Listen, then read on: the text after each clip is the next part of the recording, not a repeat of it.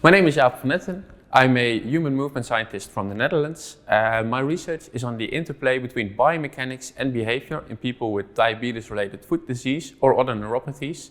And in our research, as well as the clinical practice where I work 1 day a week, we do everything we can to prevent foot ulcers and amputations in this vulnerable population. In our clinics, our daily clinics, we use measurements because that's the only way that we can objectify and quantify what we're talking about. And we keep saying, if you cannot measure what you're talking about, you don't know what you're talking about. So if we have a patient in our lab, we need to find out what's causing the foot ulcer or what might cause the foot ulcer. We measure, for example, the plantar pressures when they're walking barefoot or when they're walking with footwear. And that helps us to identify, is this shoe the best solution for that patient? Can we improve the shoe? Can we optimize the shoe even further to reduce the pressure? And all our patients have neuropathy. They cannot feel anything, especially not at the bottom side of the foot. And because we can measure it, we can quantify it, but we can also show it to our patients. And that helps in communicating with patients, but also in designing the best shoe possible. And in our daily clinical practice, we do that on a daily basis.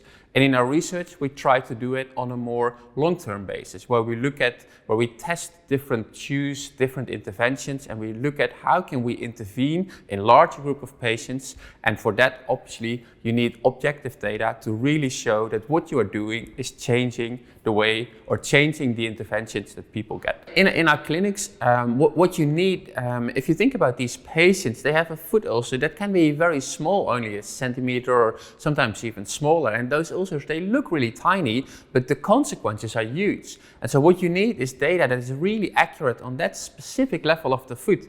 Because if you measure at another part of the foot, or if you measure less accurately, then you may draw conclusions in your clinic that are actually not true. So you not only need objective data, but you need accurate data that really shows what's happening at that specific part of the foot. And then if you change the shoe or if you change the footwear and the pressure goes somewhere else, you still need to be able to accurately measure where is the pressure. Because if it goes somewhere else, it may cause a new problem and you may solve the first problem but cause a new one. So that's why you also need to measure on the entire foot, because the patient can't feel anything, we can't see it, we really need to measure that accurately and reliably. If you look at clinical practice, what we do is when we get a new patient, we do the full biomechanical diagnosis. So we measure barefoot and in-shoe plantar pressures. And then during the course of treatment, we measure again when something changes. And that could be when something changes in the foot because of surgery or because something happens. When something changes in the device that you give them, so when they transfer from a walker to a shoe, you want to know the pressure in both the shoe and the walker to know what's happening.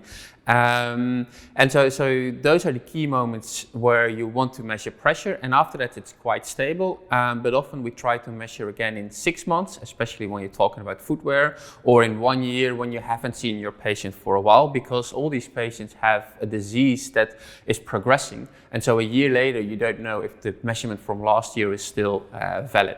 So in general we measure every new patient, and then we measure at least yearly, and as soon as anything in the treatment changes, you want to measure what is the status of the new treatment.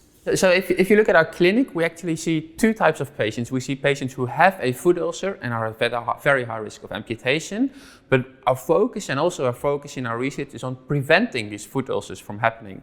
And that is when pressure measurements really get into play, because there you can see we have the cutoff values, we measure inside the shoe, and you want to make sure that the shoe is making sure that all the pressures are below the cutoff values. And that helps you to identify, can this shoe really help prevent a foot ulcer? If you would ask me what is the future in my clinical practice, but also in my research, I think there is so much more that we can get out of the pressure measurements. There's so much more information than we're currently using. And we should really find out how do we optimize that, because even in optimal footwear, we still see that people get a foot ulcer. And that is sometimes due to the result of the behavior of not wearing the shoes or not wearing the shoes as they are meant to. But it's also possible that the shoes are still not optimal, and that we still need to not only look at the peak pressures, but also at the gradients or at the pressures over time, or what's happening multiple times in a row. And these are some of the questions that we're answering with our research project. And the Dialect research Consortium, of which I'm the deputy chair, is a really important example where we focus on personalizing all the treatment. And having such accurate individual data is really important in personalized medicine. Personalized medicine is where you focus on getting the right treatment at the right patient at the right time. And those are the answers that in my daily clinical practice we still don't have. We treat patients on a more general perspective. But what we're seeing in our studies, and in some of the studies that we're going to do in Dialect, is that the same threshold for different persons may act differently. And that is where we really need to go with our studies. So within Dialect, for example, we're focusing on getting the best shoe, and the best shoe may be a slightly different shoe for two patients, even though they're in the same trajectory. But they're different patients, they're different people. And how do you optimize for that? But also finding out what the best shoe is determines on the quality of the skin. And one of the projects in Dialect is focusing on what is actually the skin telling us, and what is the relation between pressure and skin quality, and how does that evolve into developing a foot ulcer. But the elasticity is related to the dryness of the skin. But if your skin is more elastic, then it can handle higher pressures. If your skin is less elastic, then it will break under higher pressures. At least that's the hypothesis, but that's still something we have hardly looked at. And we also haven't looked at the interaction between the two. But you can measure skin elasticity. Yeah, you can you can put probes on it and then do this, and then you can see how it reacts if you have a person in the MRI scan. But it's also the disease, so diabetes changes your skin, and the neuropathy, especially if you don't feel anything, but if your nerves change, it also changes the way your skin reacts to responses, and your skin is less adaptable, skin dries out, but also skin stiffens up, and stiff skin breaks down more easily, but skin doesn't stiffen up at the same level on the entire foot. So if the skin stiffens up differently here from there, then this area might be getting lower pressures yet still break down. And it's the interaction probably between the pressure and the skin quality. But skin quality is something that we hardly measure. We measure pressure. And we use general cutoffs for the entire foot, of course, even for specific parts.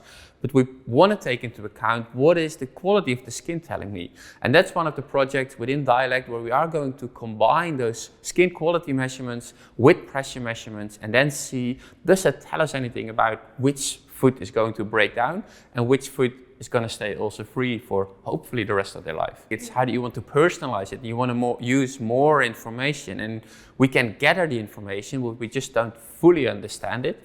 And for my role as a clinician is sort of really gathering all the different information and then giving the report to the doctor so that the doctor and the patient can then make the best decisions for that patient at that time. And maybe a year later, some things change. Some things in the body, some things that we can measure, but also things in their personal life. And again, they can make a decision that should be the best decision. And that it really is personalized medicine. And with Dialect, we really want to sort of create these little stones, these little building blocks in personalized medicine so that you can make objective, quantifiable decisions that really help the quality of life of our patients.